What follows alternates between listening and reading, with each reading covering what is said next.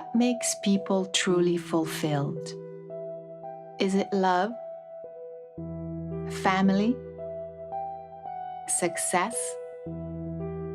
Or is it finding out who you really are? What you are truly made of? So you know your purpose here on Earth and your connection to the universe.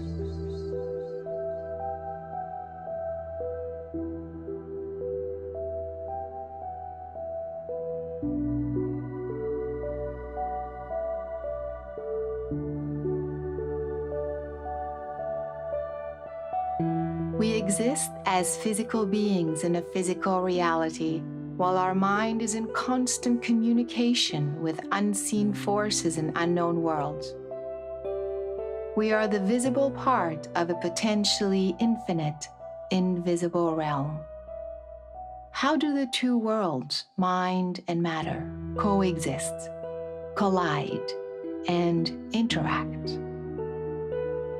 Because the energy is all around us and energy is all connected to all different types of energy, you can communicate with all types of different things. In your head, you just need to think, please may I turn my energy on, or anything like that, a trigger of energy, and then just turn it on. And to Joseph. It's quite a warm sensation inside your body, it's quite tingly. And then your subconscious mind kind of realises it. As a kid, I met him down this alleyway, and ever since we've been playing in my head or somewhere else. But he speaks energy, it doesn't speak our language.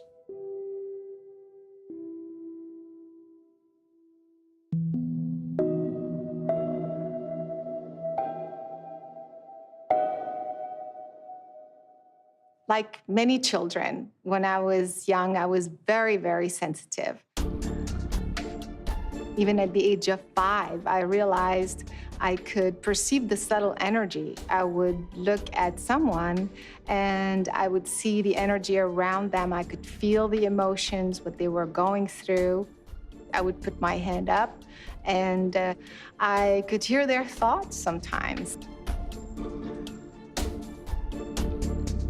That got me on a journey of discovery and research in the field of consciousness, how consciousness works in the physical world and how we can answer some of these questions. For example, when we sense the presence of someone, but there's no one there, what are we tapping into? What are we coming in contact with? How can we perceive an event before it happens or remotely at a distance? Is it possible to change the chemistry of your body or even your DNA? How is it that you can move a physical object without any contact with this physical object? Or use your consciousness to see without your physical eyes? The rain was tapping and the windows and the wind was banging. These are the phenomena that we're exploring here with a new scientific approach that could potentially explain it all. And it turns out that this field that we call parapsychology is not only widespread, but it is universal. I have about 100 articles published in journals, and each one of those usually reports between 1 to 5 or 6 experiments. So somewhere in the number of hundreds of experiments. In terms of people involved, a few thousand people, perhaps. So I've studied probably numbering in the hundreds of cases. I've captured, I don't know how many dozens or hundreds of what we call EVPs, of recordings of voices. There are actually many credible institutions around the world that have dedicated many years of research in this field of psi phenomena, or what we call parapsychology. There are programs in the government that ran for over 20 years with millions of dollars in funding, using psychic abilities, for example, to spy on a foreign government. We know for a fact that the Russians were involved in this. We know for a fact that the Chinese were and are probably still involved. The United States government and several other countries are more open-minded to this. Russia comes to mind. The Japanese were very involved. In fact, Sony Corporation had a long ongoing parapsychology program. We know our own CIA had been experimenting in psychic tests and abilities and projects like MK Ultra. The Israelis had an interest in it and may still. It's very well established. If these credible institutions and governments around the world are dedicating so much research and funding into this field, you would think there's something there. In graduate school in about 1970, I saw a banner on the wall that said, "Learn how to meditate." And I found out that I could debug the software I was writing in my nuclear physics studies in a meditation state much more accurately and quicker than I could if I were actually looking at the printouts. The lines that had errors in them were red, the others were black. And that kind of crashed my reality. Up until that time, like most physicists, I believed that if you couldn't measure it, then it didn't exist. So I would do experiments in that I could have one of these effects and then change a variable and then do it again and then change that variable a little more and do it again. From consciousness, your intent can modify future probability, can modify what happens in the physical world, which means that consciousness is the fundamental thing and the physical world is a derivative of consciousness. So I knew that consciousness theory should also contain physics theory. I finished my neurosurgical training at Duke in 1987, and then I started work at Harvard Medical School after doing a fellowship in cerebrovascular neurosurgery, all along thinking I understood something about brain, mind, and consciousness. But that, of course, was the tremendous gift of my near-death experience, is finding out that what I thought was a worldview that we just assumed to be true is actually false, that consciousness is primordial. All of this emergent reality basically emerges from consciousness. And it opens the door to a tremendous amount of understanding about consciousness and the mind and the power that human beings have over their unfolding reality. If consciousness is fundamental, where does the physical world end and consciousness begin? The physical world is a product of the consciousness world. One is within the other. It's not an either-or. It's all one thing. It isn't as though there's a physical world and there's a mental world. There's only one world. It's all consciousness. It's not just localized in there, it's everywhere. And it's also not in space, and it's not in time. It's somehow before space and time. That's what we mean by fundamental. Consciousness is a kind of a substance, a proto-substance perhaps, which is usually in a primordial, refined state that doesn't even appear to be matter or energy yet. But from that can emerge what we start seeing as a physical world. Just like ice can take on different phases, maybe we're talking about something like consciousness, which has different phases. So if consciousness is a continuum, then some forms of consciousness can appear to be hard matter. Physicists of the 20th century in 1920 and 1930 pondered this quite a lot and concluded that consciousness must be there, even there was no direct way of detecting it. We could only see its physical effects. Consciousness as a whole can be described by the quantum attribute. It's just that the quantum attribute does not follow Newton's laws. It's not physical. It's an entirely different part of the description of matter in the universe. If the physical world exists within consciousness, how come we can see one and not the other? We see physical reality, and we think that we are physical bodies walking around in this physical reality. What we are is consciousness. We are pieces of consciousness playing avatars in a virtual reality game called this physical world. So a consciousness comes here with no memory. So when it logs onto its avatar, that avatar is all it knows. So all of its experience is experienced with that avatar, with that fetus, with that newborn. This is an apple, this is mama, you know, this is the door, this is my house. It just learns how to interpret the data. What's really happening is that the computer is sending this individuated unit of consciousness a data stream. That's how reality is created. I do believe we live in a virtual game, but I don't necessarily believe that we live in a simulation. Yes, I do. No. I don't know. I mean, I don't think simulation in the sense that it's like one giant video game. I don't necessarily believe we live in a computer that somebody else created. I feel like if that was the case, then there would be like technological glitches in the sky. When I think about simulations or the Matrix, I believe we do. We probably thought up this whole construct before we came here and decided, we're going to go in and we're going to play this game, and here are the rules, and we're going to go deep into it, and we're going to completely forget that we made this game. I think we are the ones that are running the show. I don't know who's running the show, but I can tell you at times I think it's a shit show. Complete shit show.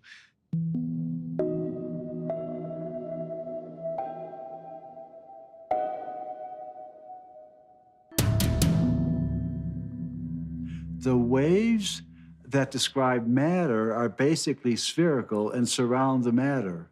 But consciousness waves, which exist in this same quantum space, are now spiraling. Let's focus on the spin attribute because it is an attribute that is shared most intensely with the overall structuring of matter in the universe.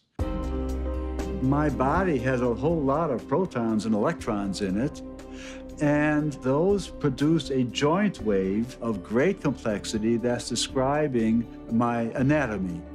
Can you imagine that the description of spin in the universe starts with a global spin of the universe, which then restructures in more local spins, which have a memory of the initial global? We see all the galaxies rotating, and the stars in the galaxies are all rotating. The planets around the stars, like our Earth, is rotating once every 24 hours, and so on. Some of that rotation is a memory of the initial rotation. Therefore, the universe is imbued with this enormous description of rotation, from atomic matter scales to the global scales of galaxies and their clusterings and buoys and the overall structuring of matter in our universe. Consciousness waves do share this attribute of spinning and rotating, and our minds can begin to interact with this. If the universe is based on spin and consciousness waves and can connect two minds, how would we demonstrate that in real life? I was at Fort Meade working as a Mideast analyst. What I didn't know is I lived next door to the operations officer and training officer for the remote viewing unit. They invited me over to their offices and sat me down and said, well, what we do here is collect intelligence against foreign threats using a parapsychology discipline called remote viewing. We essentially want to invite you to become a psychic spy. The U.S. intelligence community had been following what the Russians were up to and the Soviets and discovered they were pursuing parapsychology pursuits. And so the CIA was obligated to check this out. And at a certain point, they were having such good success that the CIA said, we ought to be using it against the Russians, you know? And at that point, then it went operational and they started collecting intelligence against the Russians using remote viewing, and the Chinese and a bunch of other people. A viewer who is well-trained and has a lot of experience produces information that is clearly remote viewing in origin, you know, it's clearly psychic, if you will, in origin, roughly 70% of the time. Because of the Soviet aggression, I have asked the United States Senate to defer further consideration of the SALT II treaty. In the 70s, when Jimmy Carter was president, they were trying to figure out how to base these missiles so that the Soviets couldn't take out our missile systems.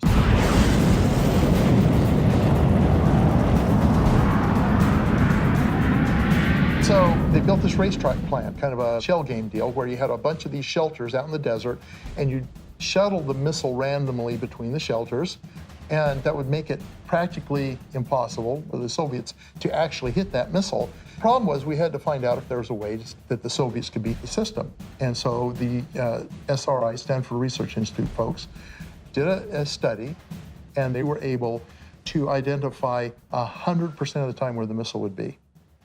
And that information was provided to Carter, and Carter canceled the basing plan because it became obvious that there was a way of beating it. I've directed that no high technology or other strategic items will be licensed for sale to the Soviet Union until further notice. It did affect policy. It did affect a high-level government decision. And there is actually a letter from John Warner that confirms this.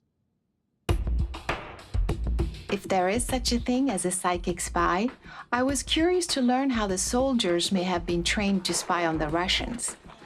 Actress, producer, and inspirational speaker Rachel Brooks Smith, who is well familiar with mind-body work, was fascinated by the subject and decided to give it a try. So, Paul, Hello. good to see you again. Thank you. We saw each other at that conference. When I met you, I thought Rachel would be fascinated by the remote viewing. I am very fascinated, very excited to learn. I believe so much in, I guess, all of our superhuman abilities that we have that are untapped. And I am on such a path to discover those and strengthen those and share them. So I'm just, yeah, I couldn't be more excited. Interesting, the term you use, superhuman. I like to think that it's normal human. I love that, yeah. But that our society hasn't recognized the fact that this is part of normality. So remote viewing is an interesting thing. It's a way of focusing your subconscious mind. Your subconscious mind knows the answer. It's your conscious awareness that doesn't. And so this serves to focus your subconscious mind, and then as you're going to write this stuff down, that's a way of bringing that into your conscious awareness. You're trying to get your subconscious talking to your conscious awareness. I've tried to narrow it down to very core elements to give you at least a flavor of how remote viewing works. I would love to try. Okay. It's like a crash course. Yeah, right. It's a crash course. Every molecule, every atom that's here, we have over here. After a few hours of intense training with Paul, Rachel felt ready for the next step. What we're going to do is called an outbounder experiment. So Caroline and a couple of other folks will pick a target outside of here where we won't be able to know what it is. Then they will go to that target and they will interact with it as best they can. Maybe they can touch it or feel it or smell it or ride around it, whatever it is. Meanwhile, we'll be back here. You're going to go find them consciously. You're going to send your consciousness there to find where they are, and then you'll report on the location where they're at. And if you pick up on it, you'll report on the things that they're doing. Yeah. So just to clarify, you don't know where we're going. No, I have no idea. So are you ready? I'm ready. Are you ready? I'm ready.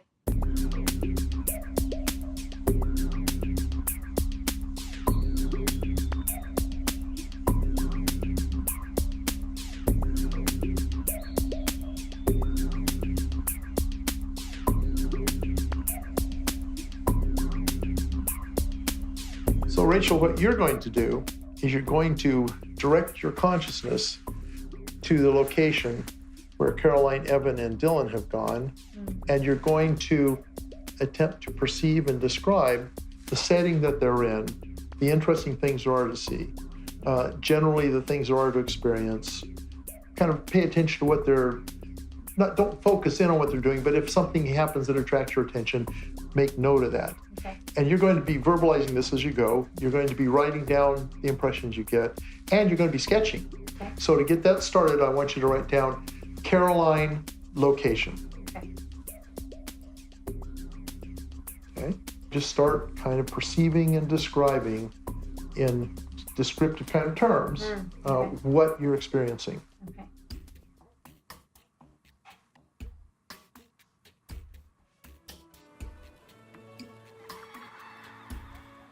I see laughter.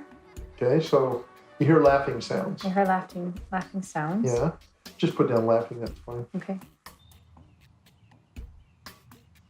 I also feel like I see black lines. Okay.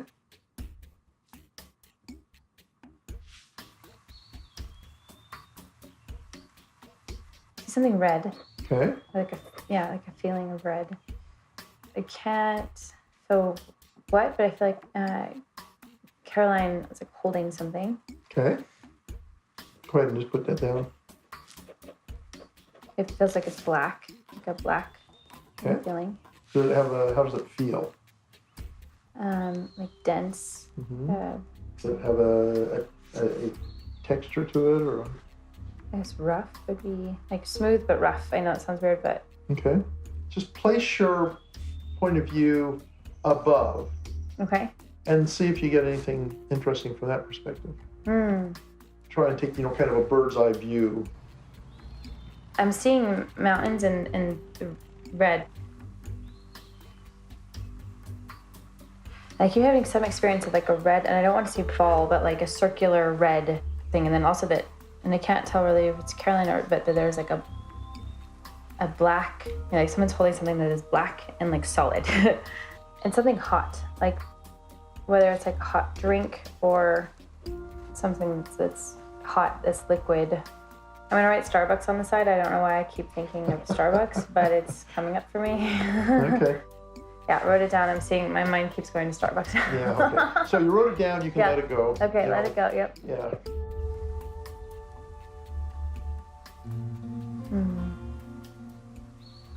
Doesn't feel like there's noise. Like it's just like noise going on.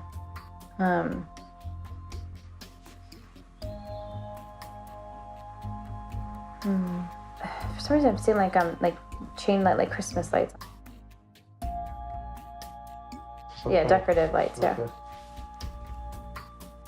If the universe can connect two minds, I thought it would be interesting to try something different with this remote viewing experiment. I attempted to block Rachel's consciousness from viewing our location.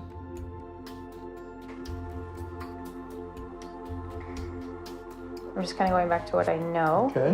That sounds like a good place to end. Go ahead and write end down. Okay. So go ahead and gather up your pages. Okay. And we will head out.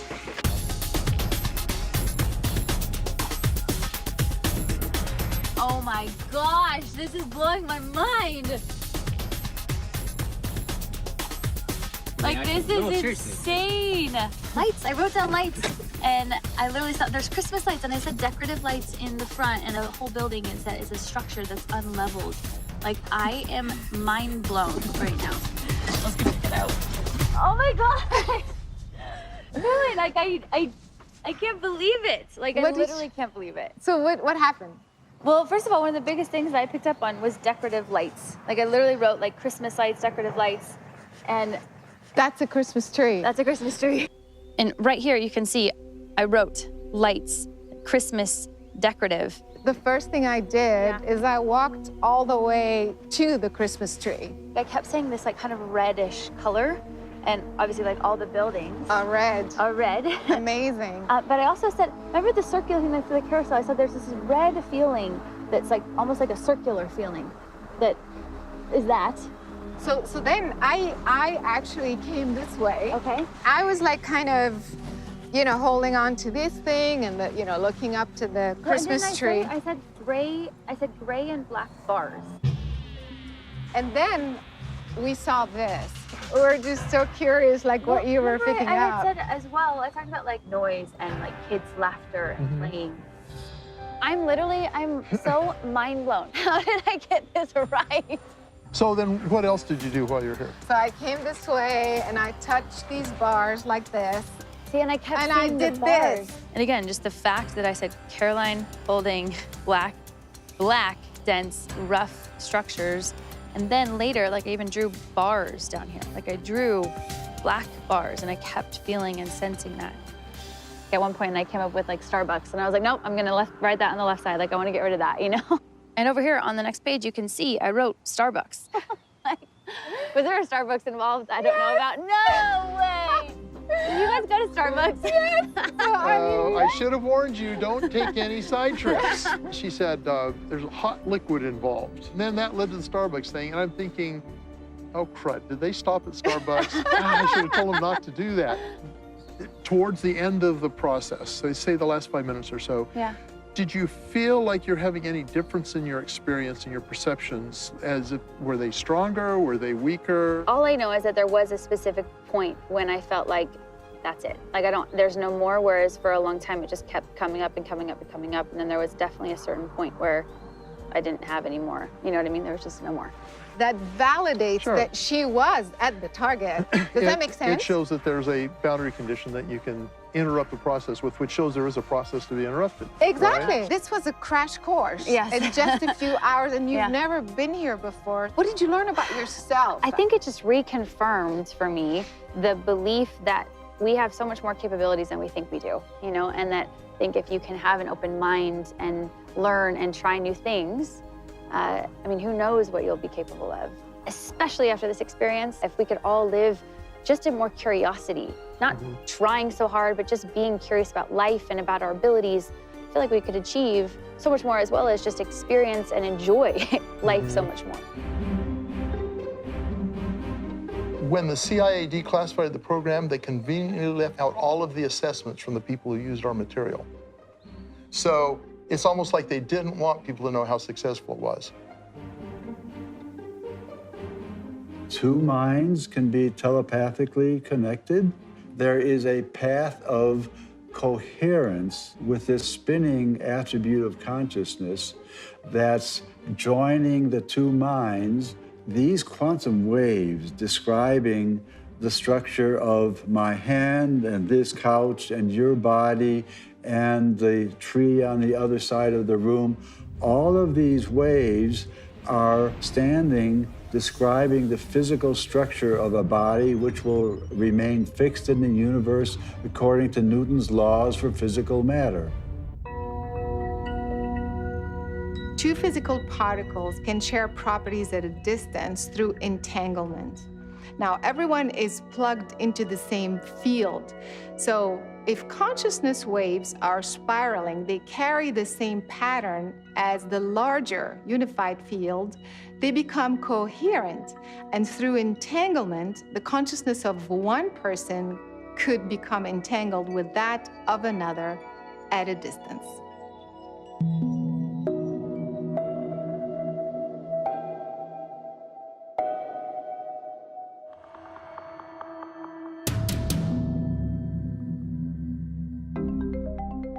It seems that our consciousness may be entangled with the physical world and in many ways. If that is the case, then there must be physiological effects we could detect as a result of this interaction. When we reach 30... Dr. Dean Radin is chief scientist at the Institute of Noetic Sciences. He agreed to run an experiment with my friend Rod that would demonstrate the physiological effect of intuitive abilities. So what we're going to show you is a series of pictures, some of which will be emotional and some of which will be quite calm. All you need to do is look at the pictures because we have in front of you an eye tracking system that'll measure the pupil size of your eyes. And the reason we use pupil size is because it reflects your emotional processing. What we're interested in this is not how you respond when you're looking at the picture, but whether you respond before the picture actually shows up. It could explain many phenomena that we think of as psychic, because we're getting information about something which has not actually even occurred yet. In this case, we're using pictures because they're fun to look at, and we can take advantage of the emotional response in the eye, but it seems to work on any sensory level. So the hypothesis here is that my higher consciousness, which isn't bound by third world dimensional reality, senses what's coming, my eyes dilate. Whether it's other dimensional or higher self or other self, we don't know. I prefer to think of it only at this point in terms of unconsciously what is happening, and unconscious is reflected in physiology. Okay, so let's start it up, and it's going to go all by itself now, and we'll let you do it by yourself. Okay.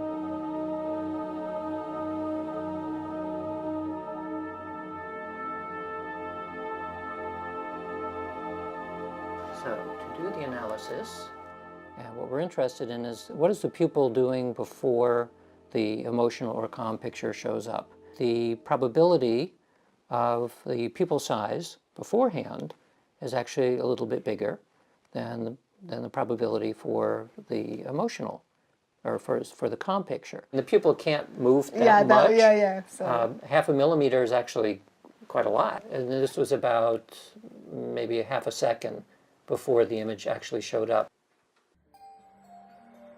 If we are able to measure the physiological effects of consciousness on the body, then we could also potentially influence a biological system, water, or even our own DNA. For the past 25 years, Dr. Glenn Ryan has pursued a career in DNA research, neuroscience, and quantum biology at prestigious institutions such as Harvard and Stanford medical schools. I thought that we should talk about pH because a lot of people understand that higher pH in water is better for health. And so I thought this experiment may be very useful. The body needs to be at a very central pH, around 7.2. And if it's too high or too low, we get into trouble. Can you explain how this instrument works? pH is a measure of the amount of hydrogen in the water. And there's a special probe that's sensitive to hydrogen, and then they convert it to electrical signal, and you get a number. On 5 separate occasions, I measured the pH over a course of an hour, and it doesn't change more than the very last segment. That's 1/100th of a unit, a pH unit. If you can change 1/10 of a unit, that would be a very profound change. So the idea is for me to affect the water and then either up or down, and then we will get an instant reading. We will see it in real time. I'll be right back. Okay, great. Let me see what I can do. My intent was to lower the pH in the water. I visualized that my mind was connected to the hydrogen molecules in the water and getting them to multiply. More hydrogen molecules means a lower pH.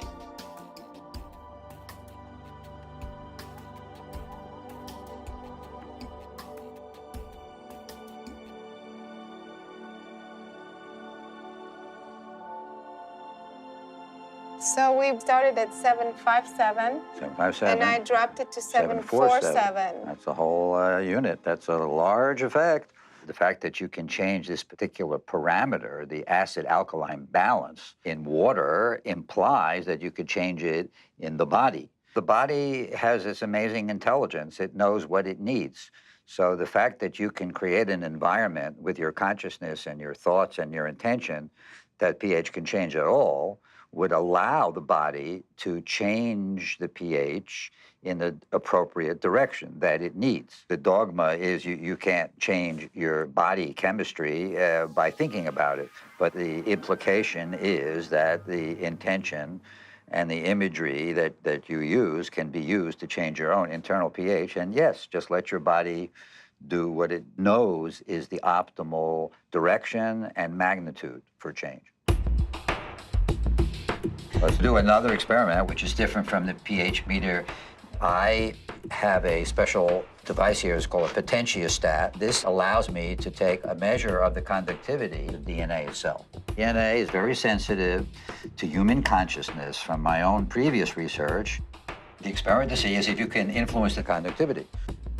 Okay, first sample of DNA, and now we're going to do 3 controls in a row. Okay, I'm going to write control here. This is going to be Control 1. Control 1. So what we're actually doing now is we're calculating the experimental error by looking at what happens to the DNA when there's no intervention. In this case, we're doing the 3 controls at 3 different times. Then we're going to do it a 4th time in a row, and except you're going to intervene. Okay. So we know what the variation will be, and the experimental error, as I was saying before, will be if there's no intervention. Okay.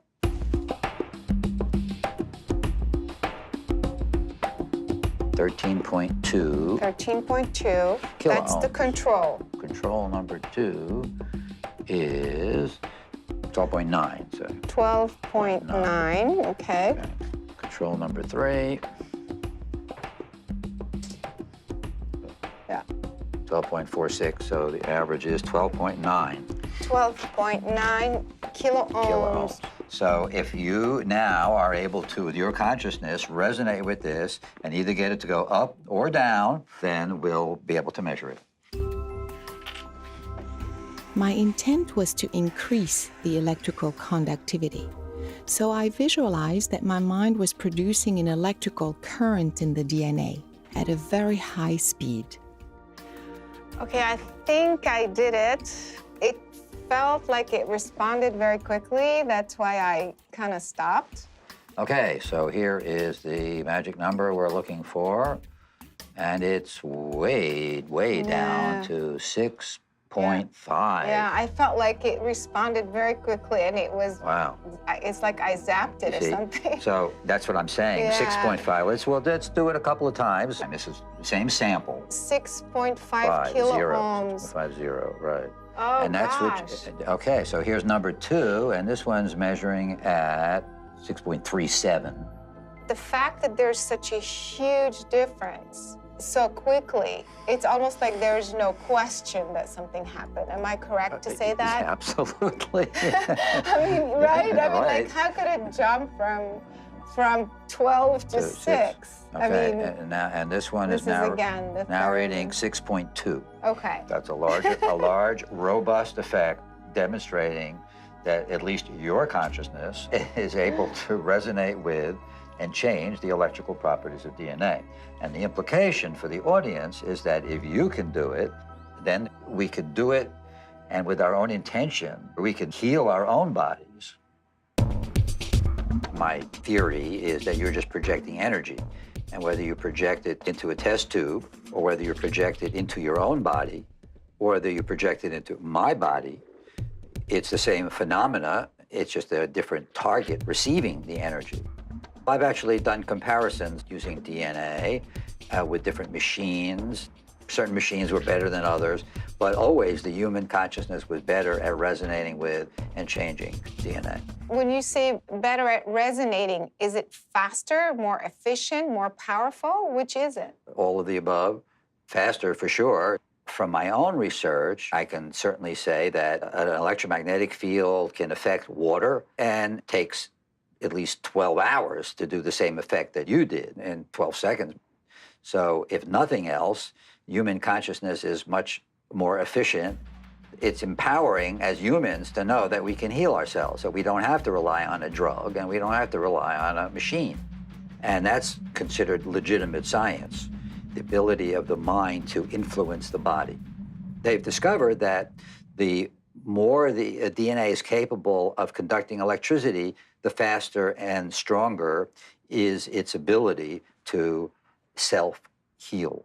So we've just demonstrated that my intent or my consciousness literally changed the conductivity, therefore affected the molecular functioning of this biological system, the water or the DNA.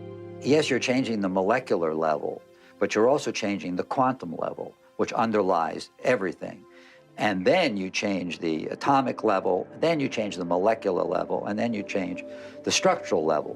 So it doesn't matter whether our physical bodies are made of physical matter or electromagnetic energy or quantum energy, because with consciousness, which underlies all of those fundamental energies, you can change them all because it is at the heart and source of all these qualities which make up the human body.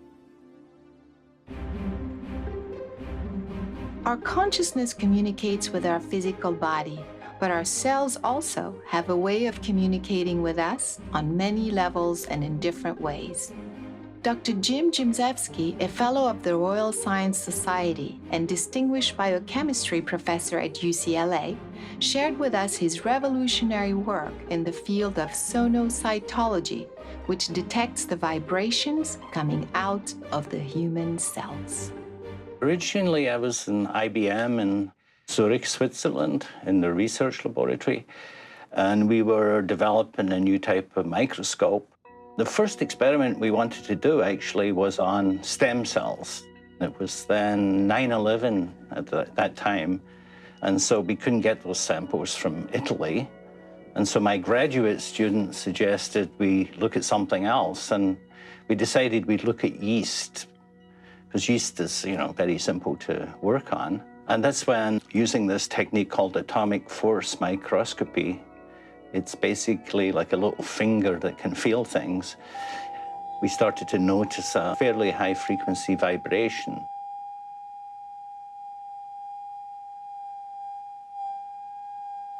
The first thing I thought it was some kind of noise in the system.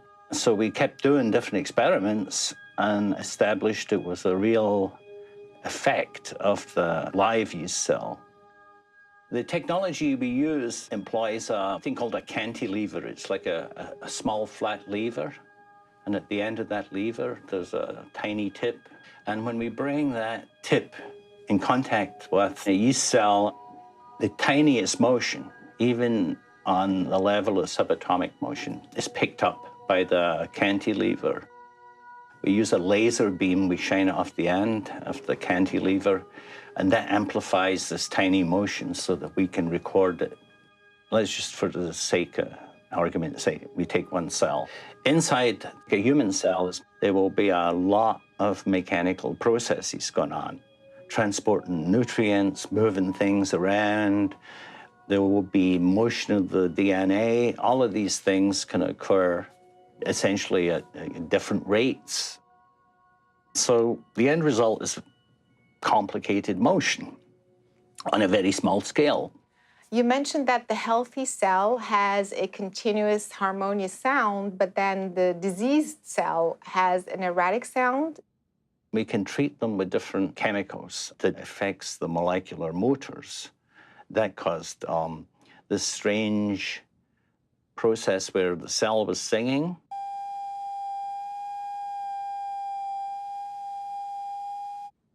And then it started to get, a bit interrupted.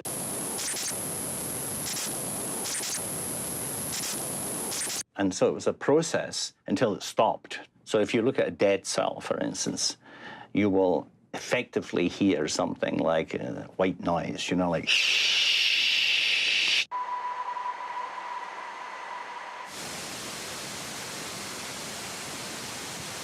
The cells communicate through that effect.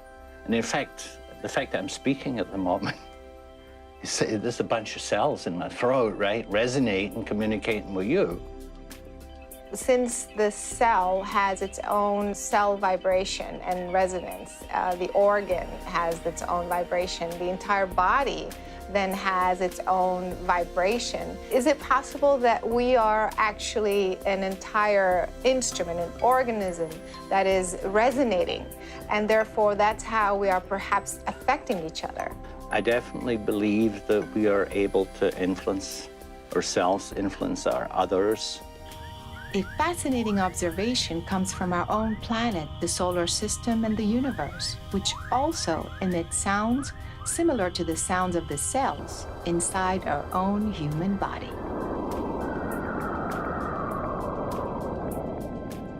The thoughts that we have create sounds in other people, in ourselves. It affects our organs, and it affects other people's bodies and organs, and create different levels of vibrations that will trigger consciousness effects in another person, and can affect their health and all kinds of things from that.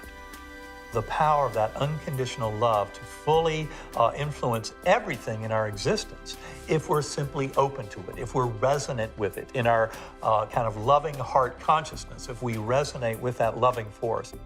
And I do think that if you're a good person, and you really just kind of give all that stuff out there, you look at everything in a positive manner, so everything that comes to you is positive. I also think it keeps your body healthier. You have less stress when you open yourself up to positive things rather than dwelling in what's going to go wrong.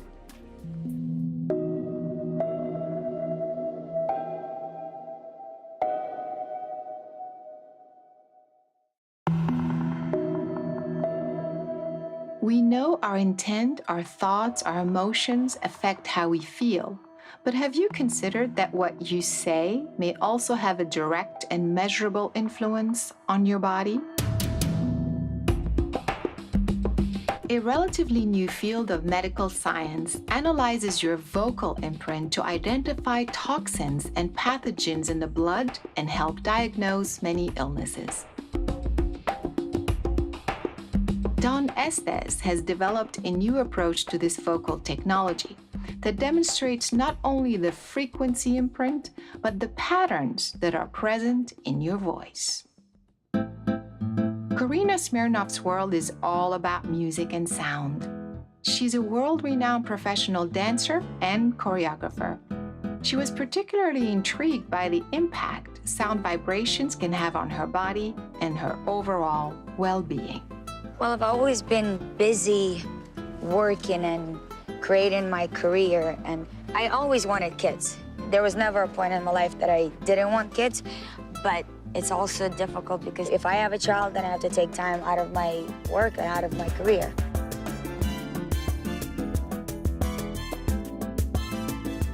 I'm gonna introduce you to my friend. Okay. And then we'll see what happens. I'm just gonna let you discover it. We'll see what I mean. Okay.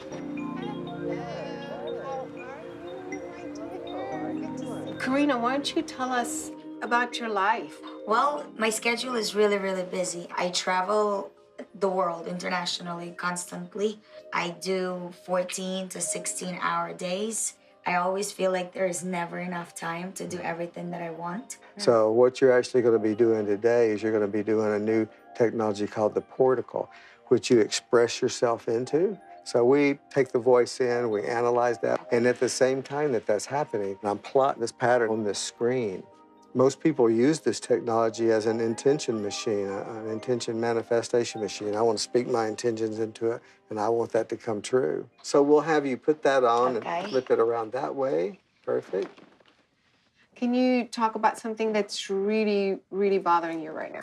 At this point, the only thing I'm missing is having my own kids, having a family. I feel like I'm running out of time to have a child where my parents can also get to enjoy their grandchild, where I'm not a mom who gets, to pick up her child from kindergarten and they start thinking, is that your grandma? Okay, so Dawn can show you how these are real patterns that are inside yourself. Yeah, well, the first thing I noticed about this is all of her outward radiance has kind of gone away. We see more again of these oval shapes that are vertical ovals, which means there's a lot of focus on the potential more so than the imaginary. So on this horizontal plane, you got a lot of energy tied around time. So, Karina, when you look at this pattern, how do you feel? It's busy without structure. Chaos. Maybe. So, why don't you switch to something you really, really love? Something that's working in your life that you want more of. I do what I love. I get to travel the world. I love traveling. I get to experience different countries, cultures. So I love that, and I enjoy that tremendously. And I'm also doing a lot of things with the kids. I have a big kids program that is taking off really, really fast. This is like having a dream come true. In terms of work and where it's going, I couldn't be more grateful and happier. Great. All right. So now we see a lot of harmony going on in there. We've got a lot of circles outside of the center there. That really brings your energy out into the environment. And it's going to have a tremendous effect on people. Well, it's a responsibility to self as well as to other people to be able to stay in the right state of mind, to stay positive. What's your favorite color? I've always loved yellow because I find that it's happy, it's a ray of sunlight, it's warm, it's life-bringing. It's yellow. Yellow's happy. Great. Right. And tell us about your least favorite color. My least favorite is dark burgundy, like that dull, not even dark, like dull burgundy. I find it stale and flat and old. This is interesting. When she was saying yellow, I saw more You yellow. saw more yellow here. And then when she was saying burgundy, there was more burgundy. So if I want to feel happy, I should wear more yellow? She doesn't even have to wear yellow. She could say or think yellow. That's true. That's what we were talking about earlier. It's what you say is what reality is. And that's the hardest thing for people to really get. Well, thank you very much. This was incredible. It was very eye-opening, and I learned a lot. I believe the experience today not only enhanced, but it kind of proved that we create our reality. So if there's something that we want, we need to project it out there, we need to manifest it, we need to at least give ourselves the platform to create it. There is something more to a human being other than just a physical being. It's kind of like a fingerprint. It's like each one of us has a individual everything. We have an individual fingerprint, we have a voice print, we have brain frequencies and heart beats. Your heart shows how you're feeling about things. Your brain shows how you're thinking about things. But your voice does that immediately. When you say it into the real world, you make it real. And if you say it enough, it will become real. Reality actually starts on the other side. A lot of scientists that are beginning to see this see it as a mirror universe. Any real thing that's on this side in the direct space we live in that is not 100% its true self, it hasn't totally actualized yet, it still has a potential self, a missing part that's still on the other side. Those two components are discrete, but intention has the ability to reach across that veil and consider these actual and potential components and bring them together. And as soon as it brings them together, a little string shows up over here on this side. You have these automata as the most primary basic level of reality that when added together by intention, they become strings, which become primary particles, which become atoms, which become molecules. The molecules come together and make up cells. The cells come together and make up tissues. The tissues make up organs. The organs make up superorganisms like humans, stars, star systems and galaxies and that sort of thing.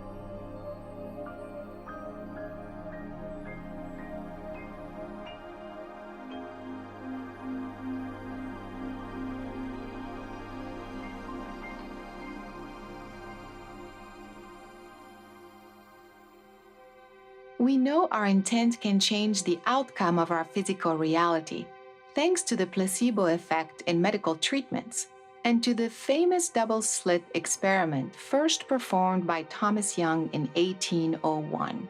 This experiment demonstrates that a particle, which should travel in a straight line according to the laws of physics, creates instead a diffraction pattern only when it is detected and measured by an observer. Now that's called the observer paradox. Why is it that when an observer doesn't look, you get particle distribution, two lumps of particles behind each slit, and when the observer looks, you get a diffraction pattern. The particle doesn't exist, you see, until some player gets that information of the particle being there in their data stream. Once that's done, it has to stay there. It has to be a particle from then on. So it acts like a particle. That's what brings it into this reality. It becomes a part of the physical world. Then anybody else that looks there will see that same thing.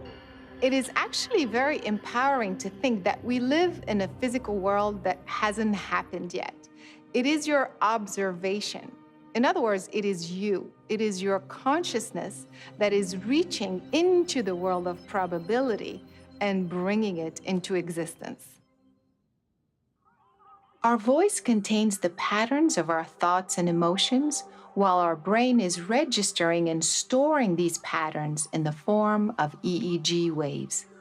We can in fact replay these EEG waves and translate them back into an actual sound.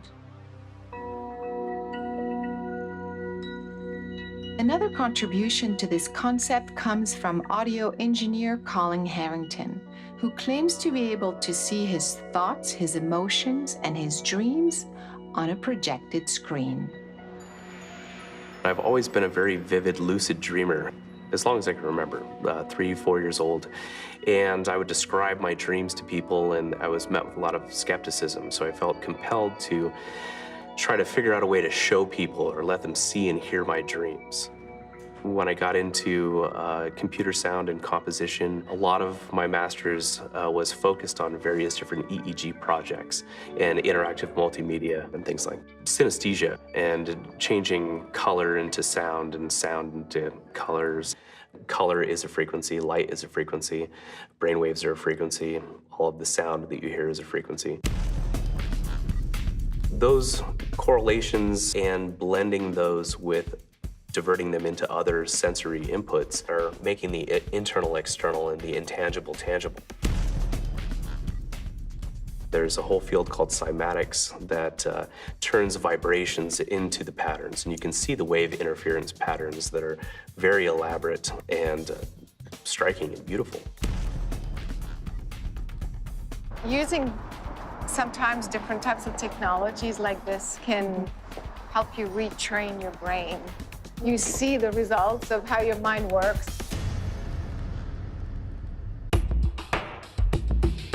Naomi Grossman is one of the most creative actors I know. She applies various mind-body techniques in her acting career as well as in her real life. She was fascinated by the idea that she could have a visual and auditory representation of how her mind operates.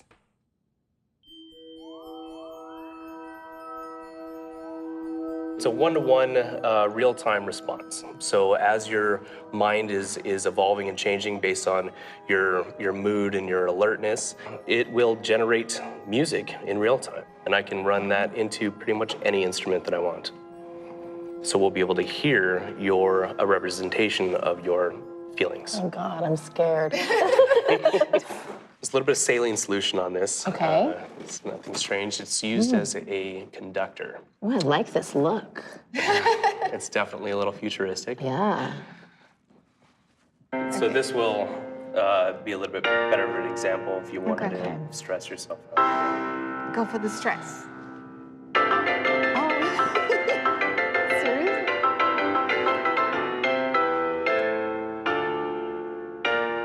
And if you could think about something stressful one more time.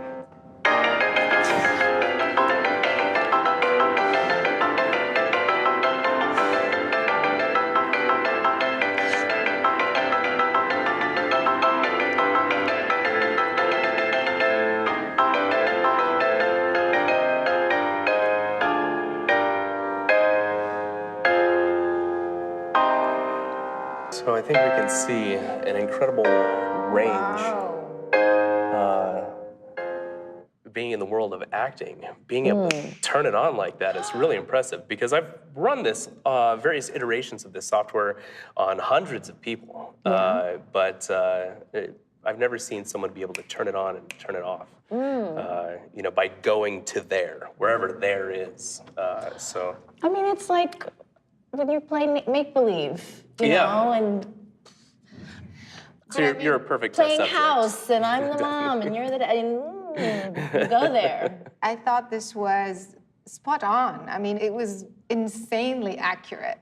Could you show us a little bit of the visualizer? In other words, as opposed to hearing, is it possible to see the thoughts and emotions?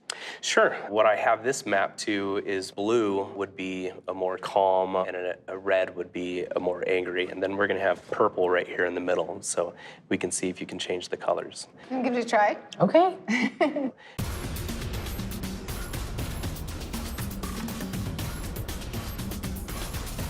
Stress.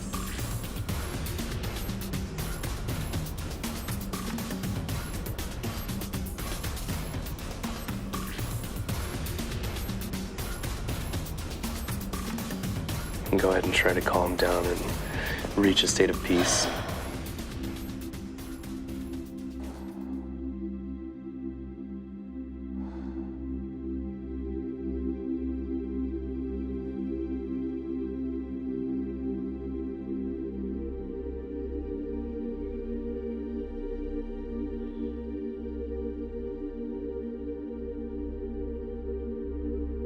I really love the one-to-one real-time relationship here. It's amazing. So did I go red and then did I go blue? Oh, yeah. Absolutely. I've spent plenty of time going red in my mind. Whereas going blue, you know, I have less experience with that. And it was fun. I enjoyed like going to Jamaica and like feeling the sun on my skin. It can be a conscious decision with training. You obviously have a certain aptitude for turning yourself calm or turning yourself angry that most other people may not have right off the bat. But it's something that you can learn even if you don't have that kind of focus. You can train yourself. Now what we'd like to do is train the computer to recognize an image. Let's try with a positive image. Let's try something with a positive. This is the image that we're going to be using. We can teach the computer how you react to a certain image. I included this blank white slide in there to be nothingness unless you're recalling a specific pattern. So let's try to recall that image, put yourself on stage.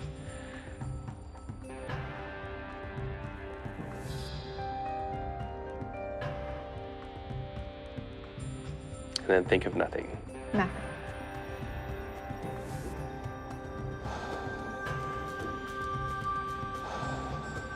Put yourself back on that stage and feel the way that you felt when you were there.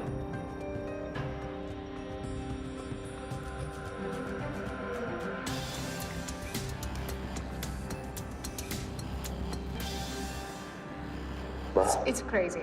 It reminds me of that expression, when it rains, it pours. It's no wonder that, like, when things are going well, they go really, really well, or vice versa. Like, those times when I booked 2 national commercials and got a boyfriend all in 1 week. It's like, well, yeah, I'm putting something out there. I'm fixating on the positive.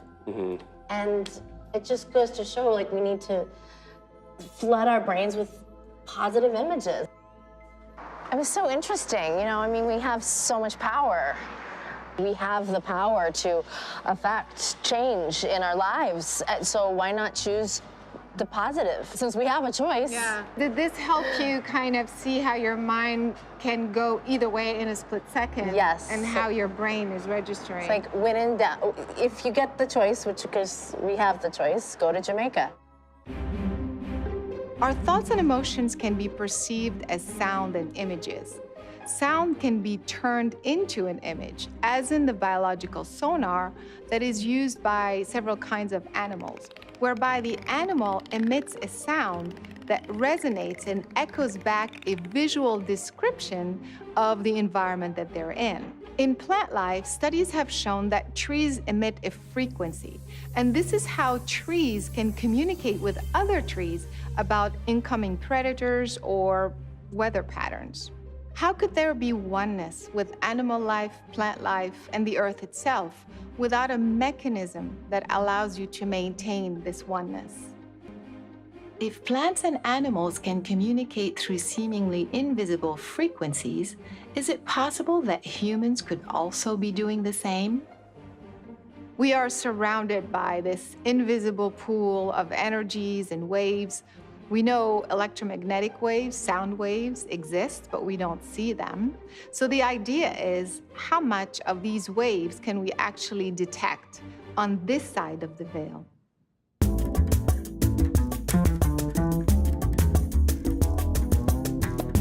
Ex-FBI agent Ben Hansen has been investigating and documenting paranormal anomalies around the world using multiple technologies. He volunteered to demonstrate these technologies to us, so I decided to bring a friend along. Corey Feldman needs no introduction. Child actor, filmmaker, and musician, Corey's fascinated by supernatural phenomena and wanted to join us for some interesting experiments. When I was working for the Bureau, they have looked into phenomena such as UFOs and counter manipulations. The devices that I use, conducting kind of our own experiments into something that's called ITC research. I don't know if you've heard of that before. So it's instrumental transcommunication.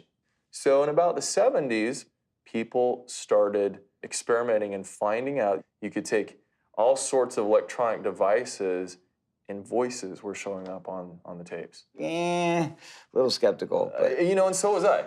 completely skeptical, because the prime theory of what we call capturing an EVP, okay, electronic voice phenomena, is that we're dealing with electromagnetic waves. And what they found was that you can take a device such as this, which is an induction coil, okay? This experiment we're gonna do, you'll speak into the red tape recorder, then what we're going to do is transmit through this induction coil to the blue tape recorder. The blue is the receiver, the red is the transmitter. We're gonna take your voice and I'll have you make a message on the red tape recorder. Okay. So the first thing I want you to do, if you could take the battery out of the blue recorder for me. Sure. And there's a blue battery in it too. Isn't that convenient? Okay. Great. Put that there. So for quality control, we'll take the blue recorder and we'll just set it over here out of the way. Okay. Okay. Now the red recorder, I would like you to leave a message. Captain's log, stardate 2018. This is Captain Corey of the USS Red Recorder leaving a message that may be detected in other universes or dimensions. Great, awesome. Love that. So I can see it's there.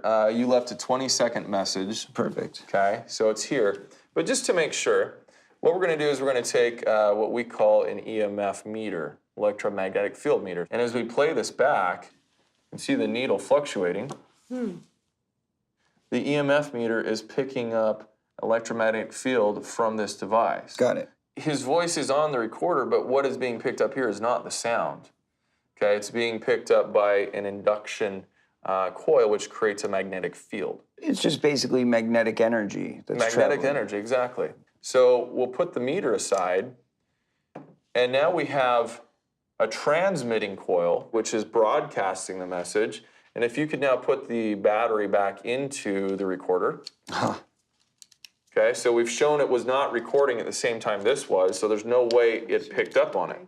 I'm not gonna touch these two coils together. Okay, you see they're close because they've gotta be close to each other's fields. Okay, but they're not touching. Yeah. Powered on. Okay? Okay. Excellent. So now we have our blue recorder, okay, which we'll call it the receiving recorder. Just get a simple little speaker here so that we can hear it better. We're gonna plug into it. Fingers crossed. Let's see if your message is now on the captured recorder. Captain's log, stardate 2018. This is Captain Corey of the USS Red Recorder leaving a message that may be detected in other universes or dimensions. Well, there you go. Do you see how clear it was? Very clear. Very clear. That was not done by radio waves. It was not done acoustically. We've transferred it seemingly through some magical energy, but science knows is an electromagnetic field. So the theory behind this is it's energy-based. It has to be, okay? All we have here is a piece of metal with wire wound around inside of it. What do you think the biggest induction coil, let's think grand scale, what do we have would be the biggest induction coil that surrounds us all? The Earth. The Earth. If it's that, or if it's some other energy we don't quite understand, we're all connected to it. You just demonstrated how sound waves can be transferred from one point to another without physical contact. I can think of somebody across the world, and just by thinking about them, They'll call you. They call you. Yeah, I do it all the time. The reality is we're all plugged in to the same source. I completely agree. We can take this whole concept of imprinting your residual onto a physical object, okay, visually, and in a special camera that I have.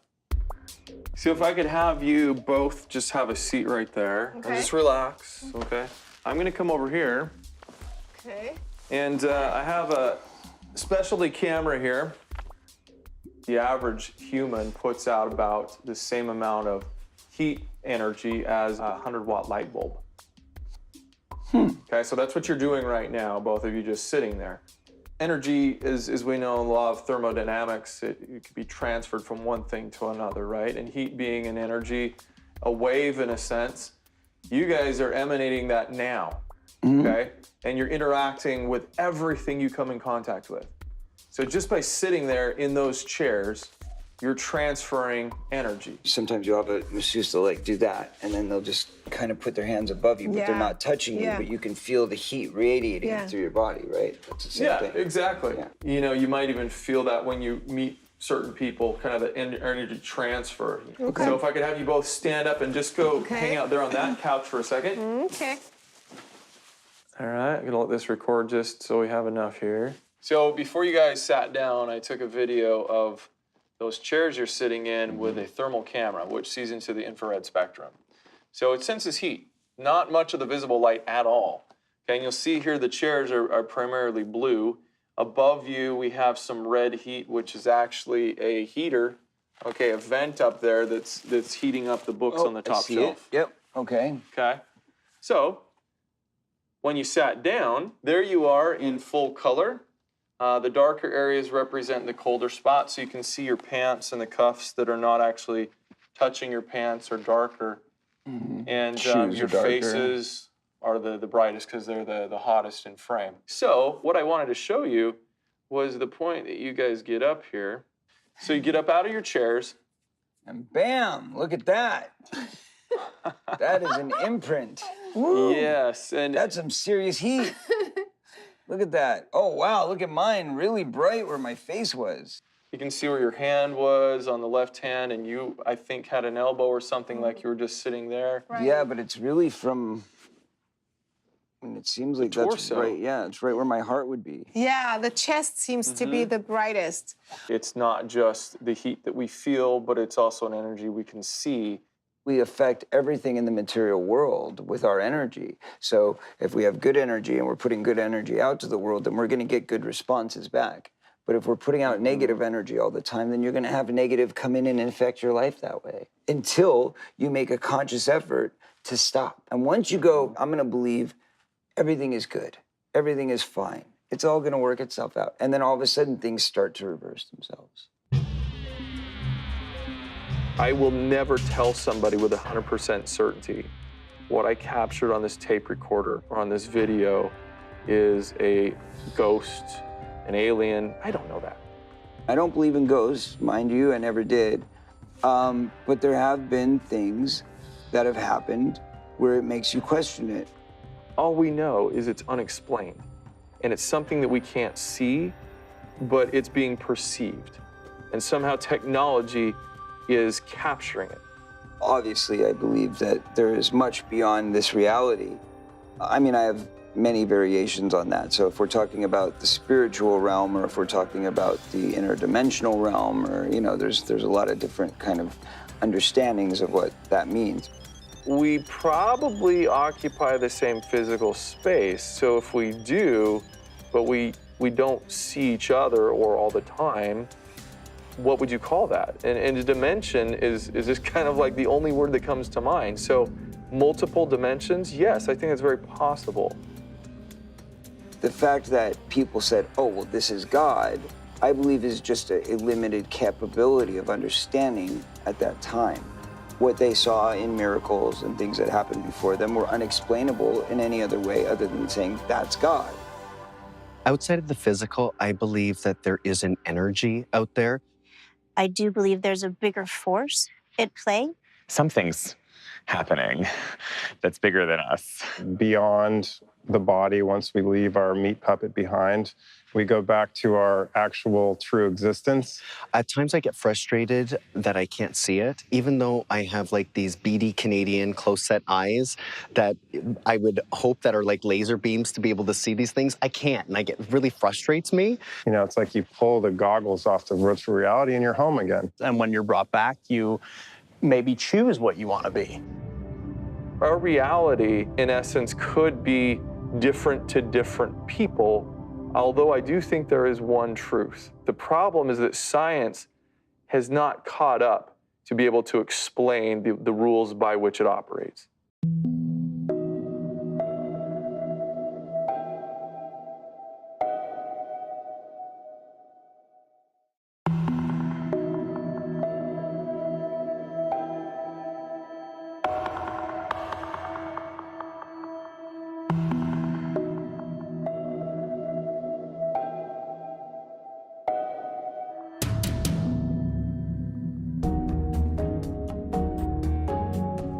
PK is short for psychokinesis. It is the ability to move a physical object without physical contact. I've been working with PK for the past couple of years with very interesting results. It is your intent that is interacting with the physical object that is getting it to respond. But the minute you let go of the result is when you get the result.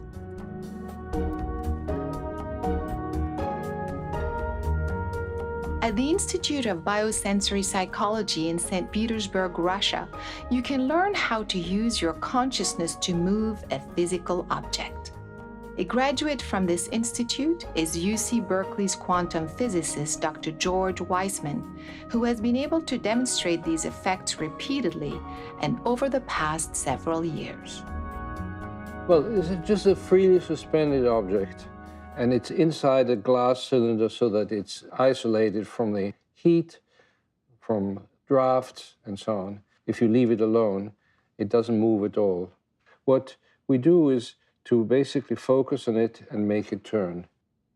So from the ordinary physics perspective, this is impossible. It's not there's consciousness and there's objects. Objects and space and time all are manifestations within consciousness. It's a kind of unification. Matter, so-called particles, are more like information carriers. Particles are not things. Even once you've seen it, it's not an actual existing particle, but then it can be thought of in a way. It is described by this wave function, which is just a probability function.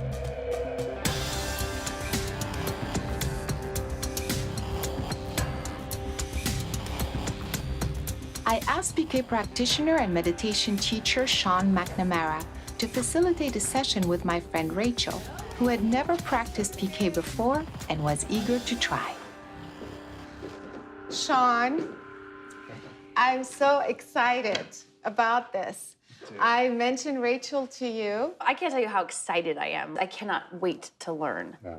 It sounds like you have a lot of confidence already. Like some part of you already believes that it's possible. Is that true? Oh, I do. I have been studying and so passionate about the power of thought and intention. I mean, ever since I was 14, through a really difficult time in my life, I saw a movie that changed my life, and I had this very life-changing experience where I was like, that's what I want to do. I want to perform, I want to act, I want to inspire people just like that film did for me. Through focusing on that, intending it, writing it down, having vision boards, seeing it, watching it every day, seeing myself do it every day.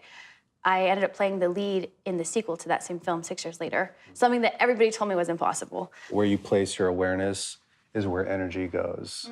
That's basically all we're doing here with this psychokinesis experiment. We're going to produce movement by using our mind in a certain way. And it's really like baking a cake. You put all the right ingredients together, and you put them in the oven, and you give it enough time, and when enough time has passed, you pull out this beautiful, delicious cake. And no calories involved. Yes. It is a meditation process in itself, and the way other types of meditation have those life lessons wrapped in, you see it right in front of your eyes. If you're too tense, it stops moving. When you relax, it starts moving again. If you don't give it enough time, it doesn't work. If you let go, it works. So this is just another way of showing those basic life principles that we all know about. And so at this point, we can lift up your container, and you'll want to do this very slowly, because when you do it too quickly, it knocks off the tin foil from the needle. And then you'll want to just put your hands on the glass on either side of the object. Eventually, it'll start responding to your breathing pattern and to the level of relaxation in your mind. So yeah, when it starts, it means that a shift has occurred within you. And mine just started responding too, so I think we're sharing a field now. Is it working? This is so cool to watch. Yeah, I mean, it was totally still. It's moving. As maybe silly to some as this may sound, sending love to the material, saying I love you, let's work together on this, let's be one, let's move together. Look what it's doing as you're talking about love. Your heart's opening as you're talking about it, and it feels it. And I can also feel whenever I start to feel those ego thoughts or wanting to get it right or afraid of failure, then there's this disconnect.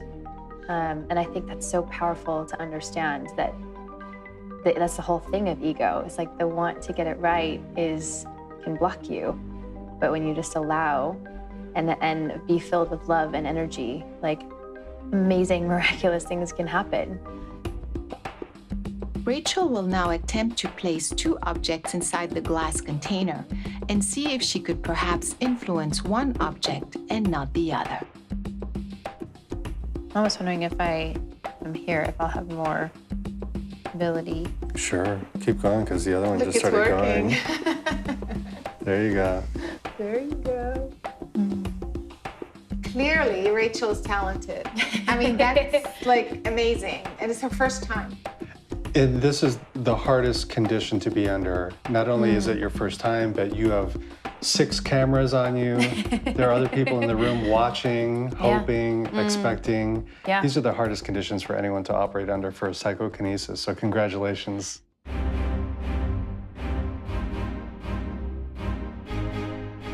Did you have fun?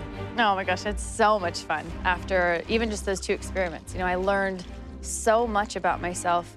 If you practice these things, like, you literally feel like a superhuman version of yourself. Superhuman. That's the title of the film, yeah. The photons that are bouncing off of the object are going in through my eyes, the rods and cones. They're producing an electrical signal that goes to the back of my brain, which reconstructs an image.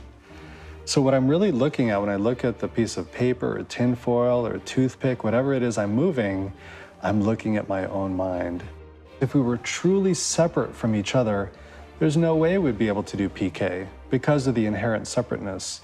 But if we can dissolve that sense that we're separate from everything and increase the sense that we're already one, then that makes PK possible. Of course it's possible, because when I'm moving an object, I'm moving my own mind.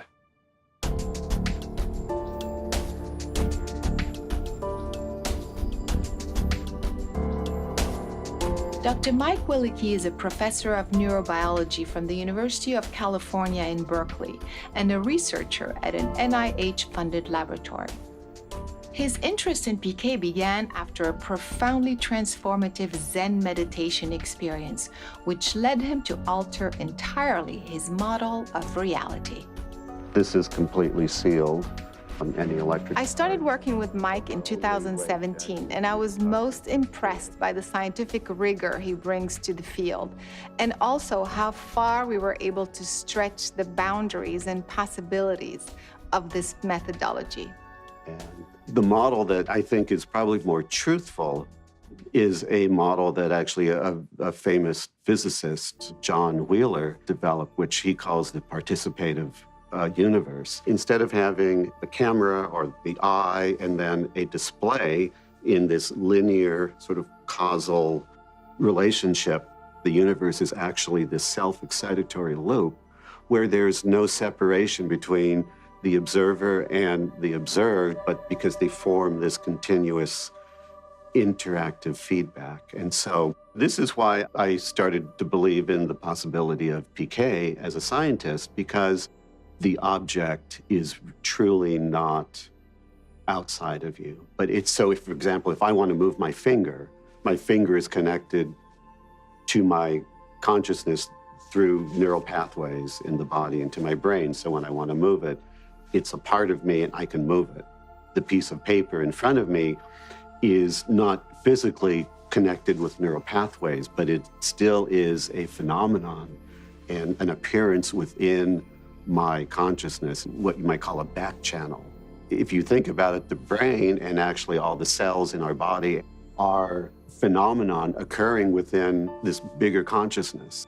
The idea is then to try to influence this piece of paper that's totally isolated and get it to rotate. To rotate without any effect from any known physical forces. You explained to me that it's actually quite difficult to do it with a vacuum. So actually, it's impossible. So not just difficult, which is why I've added a little twist, which actually allows me to accomplish this in a vacuum. Something very similar to this is inside the container. And so what I'm doing is I'm adding random mechanical fluctuations or perturbations to the target. By controlling the amplitude of the signal that gets to the speaker, we can control the amplitude and how much motion is actually induced in the target, but typically it's probably less than a millimeter. It doesn't cause any large-scale ordered rotation, but rather just this very small oscillation of the target. The standard protocol for doing a proper experimental design is you obtain a baseline period, just establishing that there is no motion, that there is no environmental effect. So what you're saying, when we are creating the baseline over several hours, this very small linear oscillation is taken into account. Right, and will be visible. And will be visible. So we know that by the time you're influencing the target, we see a big difference, and we see the rotation that is coming from the consciousness or the intent as opposed to from the little speaker. I'm gonna let you try it yourself. I'm gonna leave you some space. Okay.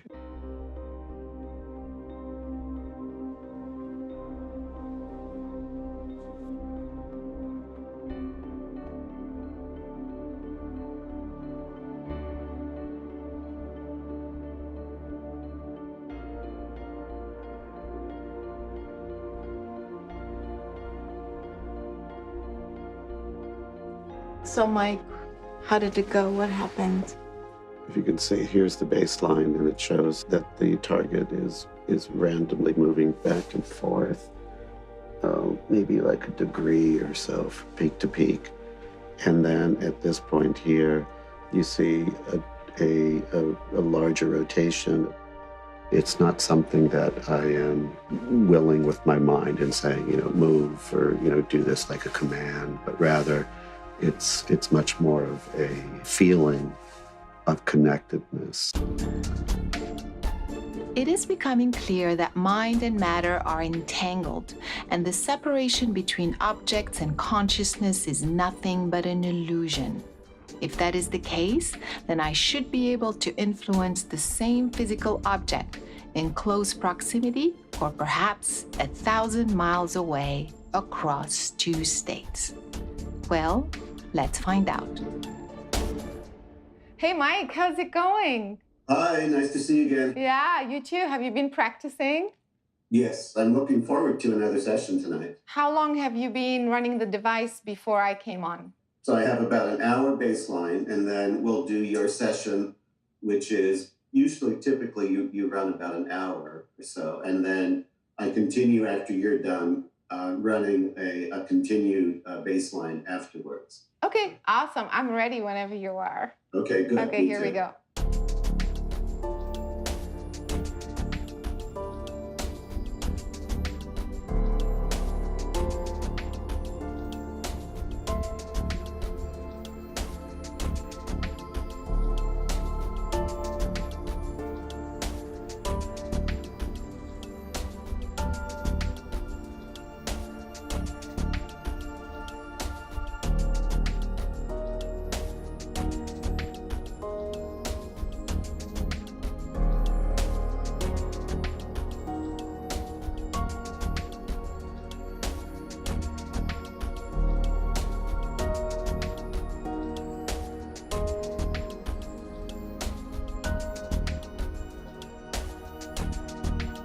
It was just like turning. That's really something I haven't seen before, having it rotate multiple times in succession like that. Is it possible the people who are watching would say this is a fluke? Could this ever be a fluke since the baseline was established for so long? Typically, during the baselines, it's completely motionless and still. So I'm confident that the results we're getting are being really provided by your intention and not by any other kinds of environmental factors that could be influencing the target.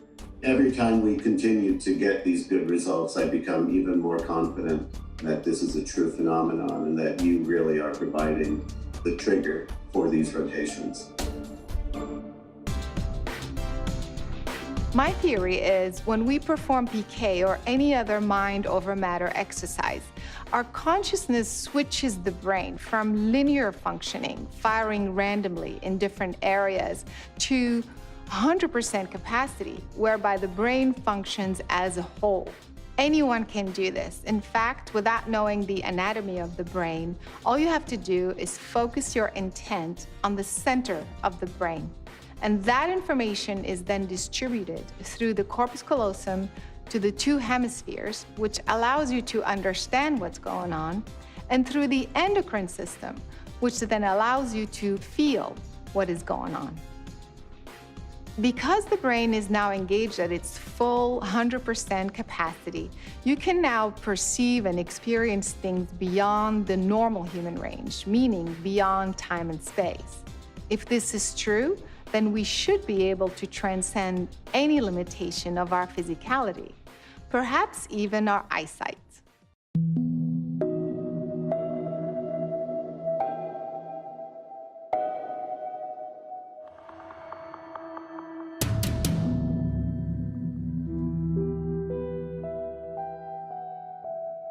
Our first stop is in the UK, where we encounter children who are using blindfolds to access their superhuman abilities.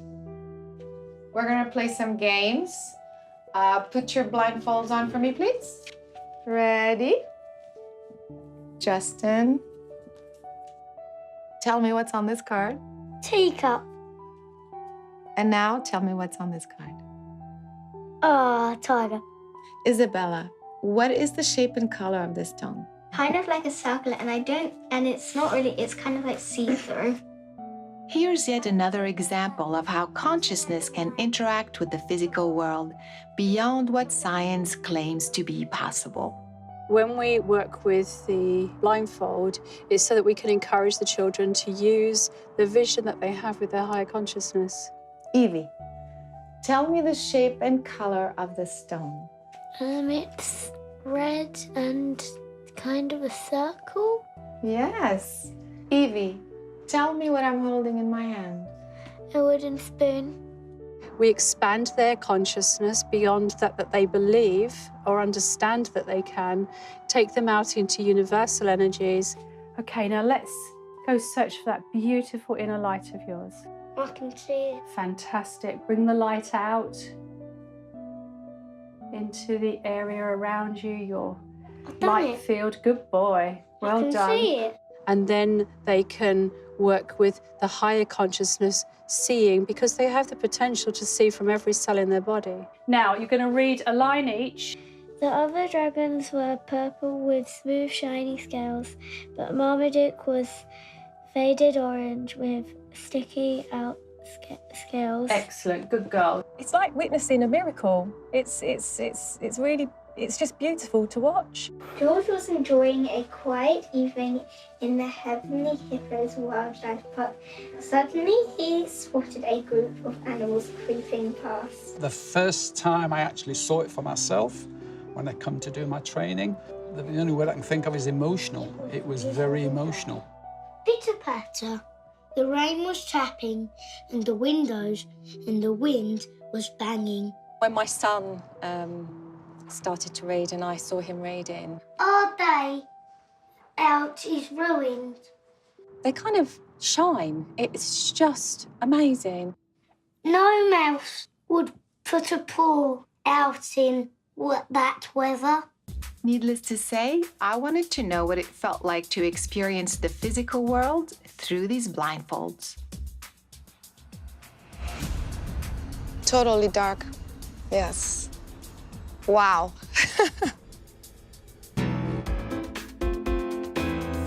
Witnessing these incredible children up close got us on a journey to discovering others around the world who are applying similar methodologies to achieve mind-blowing results. At MPUSA in Ogden, Utah, a blindfold technique called Vibra Vision helps you sense the vibration of various objects in the physical world. All physical matter in the universe is actually a form of energy that's made up of atoms, and those atoms are cycling or vibrating at a certain frequency. Practicing vibravision gives us the ability to access our sensors and to perceive those vibrations, and then convert it into a usable mental image we call mind sight. Red, yellow, blue, yellow, orange, blue, green. We can deceive the unseen to do things that are thought of as impossible. 8 of clubs, 10 of diamonds, 5 of hearts. 1, 2, 3. At MPUSA, folks of all ages demonstrate these incredible skills inside the academy and out in the real world. How about the grilled chicken and sausage gumbo? Gumbo. That's fair. How much do they cost again? To $29.90. Correct. And Colton, what were you just touching? These are fan boxes. All right, what color is that? That's blue. Let's find the Lay's brand.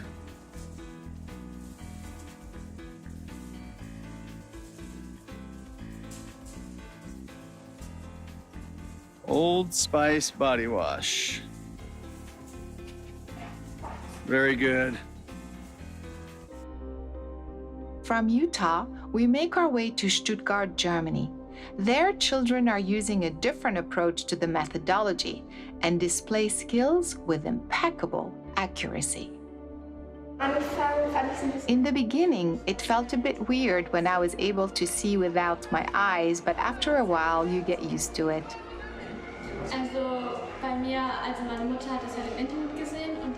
I was rather skeptical in the beginning, but once I learned it myself, my reaction was, wow, this really works.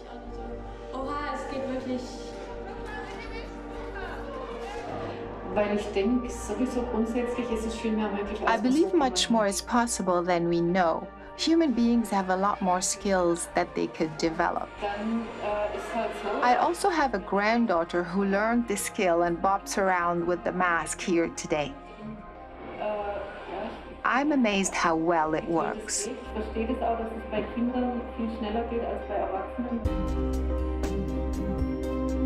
Groups around the world are using various techniques to achieve very similar results. I decided to investigate the origin of these methodologies, which led me to InfoVision in Moscow, Russia, and its founder, Mark Komisarov, who discovered blindfold perception 20 years ago. Постарался создать методику, которая, как мне казалось, могла бы активизировать эту способность. We developed a methodology that first worked with kids. Then I tried it with a blind kid, and it worked too.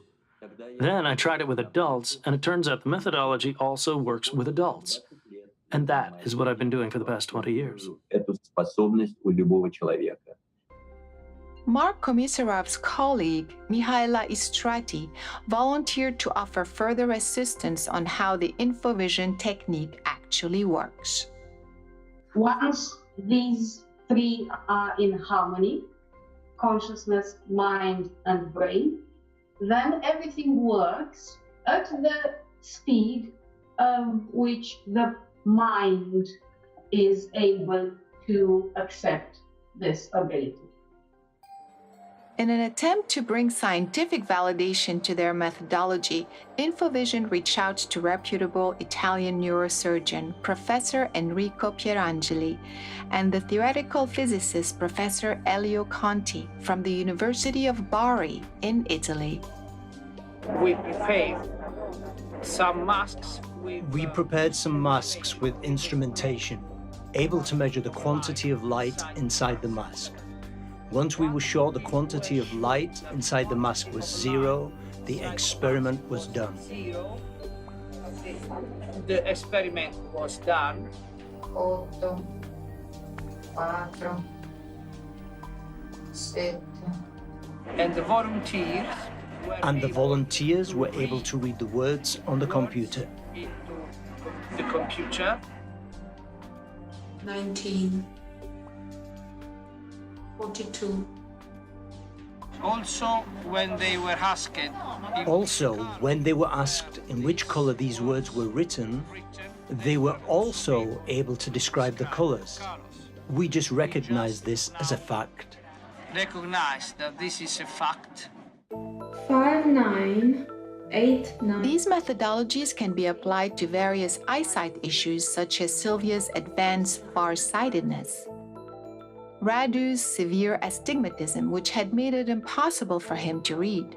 Ce întrebări ți-au venit în minte în timp ce citeai? Or even the blind who are now able to perceive their environment with more ease.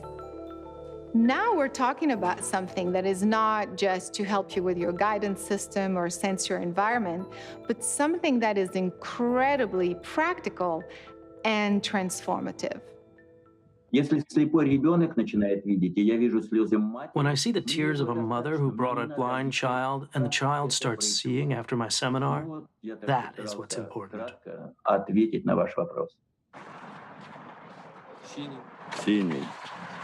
All the senses are coming together, and that gives you the experience of the environment non-locally. So it is not that you are visually seeing what is behind you, you are experiencing what's behind you. Back in the US, I shared my research with my longtime friend Kim, who at the age of 33 discovered she suffered from a rare genetic macular disease. While her condition is medically impossible to cure, Kim was willing to defy the odds and potentially try to regain her perfect eyesight. My eyesight is something that's been not normal for half of my life. So the first half of my life, first 33 years, were perfect vision, perfect. And then at age 33, a genetic disease appeared and became worse and worse over a period of 2 years. And it's a rare eye disease, and it affects the macula. My biggest problem is I can't read very well, and I have a lot of different reading aids. I'm trying to stay open to anything, so I'm very excited, and I'm hoping that I'll have just improvement in the sort of clarity of what I can see and be able to read a little easier, to be able to see somebody's face a little clearer, read a sign. It's just so frustrating.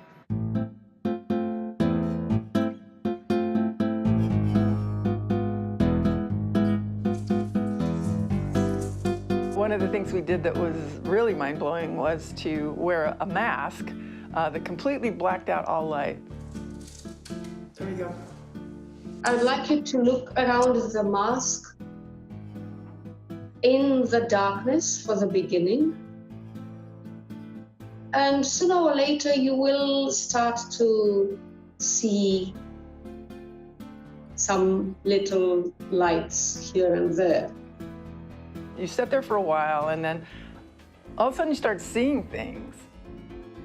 All right, now I have a white dot.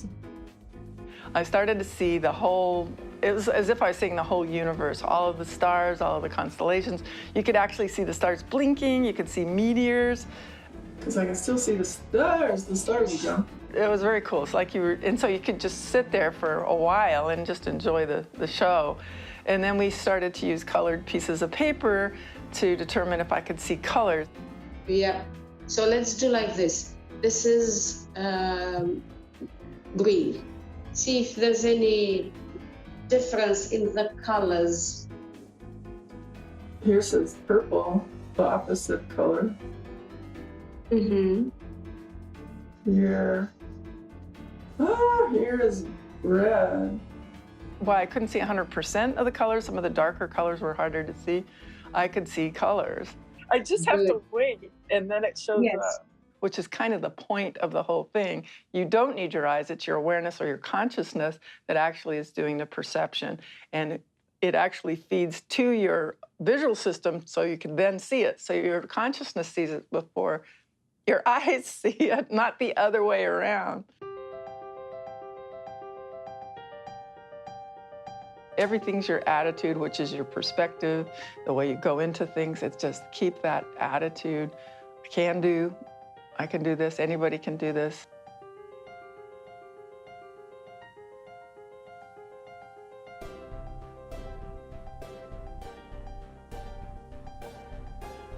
That seems like it's blue. It is blue. Let's start with the mask. And I'd like you to set your focus as a periscope on the papers that I want you to see. Green. Excellent. Excellent. Looks like pinky red, magenta, whatever. Pinkish Yeah, red. red. Excellent. Excellent. I got yellow. Yellow it is. Oh. Well done. Pink. Marvelous. It is pink. Oh, wow. My instructor would show me letters. She'd hold up little kids' letters, and they'd be in a color, and they're all capital letters. And I could actually see those. So, and that wasn't right here in front of me. It was, she's in Romania, so it's many, many miles away. I have a T. Amazing, Kim. That's what it is. Well done. Woo-hoo. Normally, if I pick up something to read, I'd get my magnifying glass and I'd assume this position. And this is really hard on my neck. It hurts, and I've had some neck problems from constantly doing the same pattern. But now I just pick it up, I look at it, and I just wait, and then I start reading. Okay, so now it's getting really easy. I used to take notes and just write as if like I used to write, and thinking I was writing well, but I wasn't. And so now what I'm doing is taking my time and seeing what I'm writing and making sure that each letter has a space around it, and so that I can now go back and read it, whereas before I couldn't see anything because the letters were on top of each other. Okay, this says, let's try this now. I am going to write in different sizes. So now I'm just deciding to pay attention, take my time, and now I can read what I write. Huge. The idea that seeing is not believing, that seeing doesn't have anything to do with it. It's more like you can perceive everything, the visible, the invisible, whatever. You perceive it with your consciousness and your awareness. It's not seeing is believing. In fact, it's probably the opposite, because your brain plays tricks on you through your vision and other things. So I think this is a huge concept that's applicable to everything. The blindfolds are an incredible tool that remind us that we don't actually see with our eyes, we see with our brain. But it is your consciousness that is reprogramming and directing your brain to perceive what you want to perceive and experience what you want to experience. This is what this is about: mind over matter. If the current scientific laws of physical reality were accurate and complete, then they shouldn't be broken, ever. And yet these laws are being broken every day, repeatedly, by hundreds of people around the world. The bottom line is this: no matter what you believe in, if you believe we live in a matrix and someone else's simulation, or if you believe in God or Buddha, or if you're an atheist and there's nothing beyond this physical world, the most powerful technology in the universe is consciousness.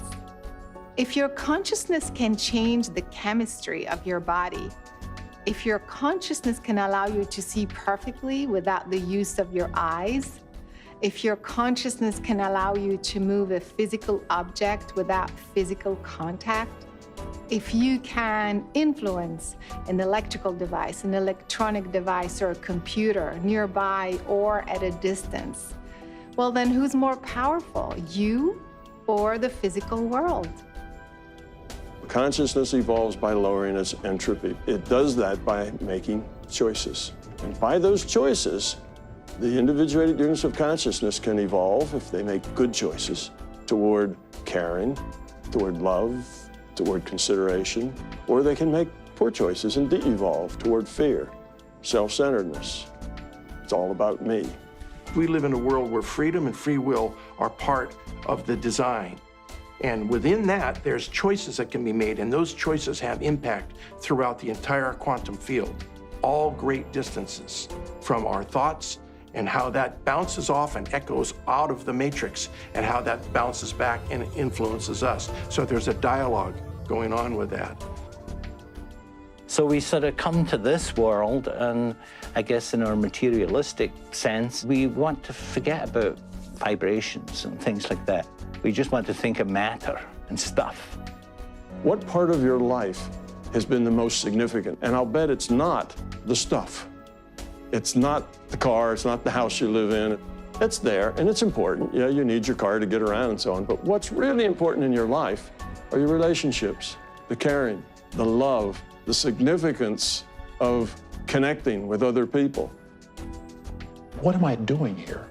I know I have to pass on my this, and I have to give my kids this, and I have to, it's all of this stuff. Love, I think, is the main reason we're here. For me, knowing that that's it allows me to look at every day and I'm in love with life. The purpose of the universe is for life to emerge and thrive. We believe that these principles are universe-wide. The purpose in so many ways of existence is to know thyself. The self-awareness of the universe, this profound quality of awareness, of conscious awareness of existence, is inherent in the universe itself. Exploring your superhuman abilities allows you to discover your own potential, the mechanics of your consciousness. In other words, understand who you really are. As you think, as you feel, as you make choices, you contribute to the expansion of humanity as a whole. From a limited state of being to an elevated superhuman species that fits within the grand design of an intelligent universe. So now ask yourself, are you a superhuman?